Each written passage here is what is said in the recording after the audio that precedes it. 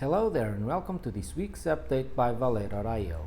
I'm Valerio and I'm in charge of the WordPress updates here at Valet. Divi released a major update to version 4 last week, and there are a few new wonderful features. First, it's called the Divi Theme Builder, which will finally allow Divi users to edit every piece of the page, not just the content, but also the header, footer, sidebars and menu. The second feature worth noting in Divi 4 is dynamic content. This makes it possible to insert data from the database anywhere in the site.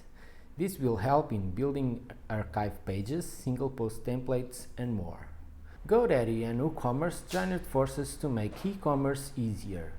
The integration reduces the typical 4-step setup process into one easy step, so GoDaddy WordPress users can set up a fully functioning e-commerce site in no time. Let us know if you have tried it and share your feedback in the comments below. You can also get in touch with our team in the WordCamp US, the 3-day event starting in November 1st in St. Louis. We'll have sessions and workshops for developers, designers, content specialists, or anyone who uses WordPress. The ticket is only $50 USD for the whole conference. Will we see you there?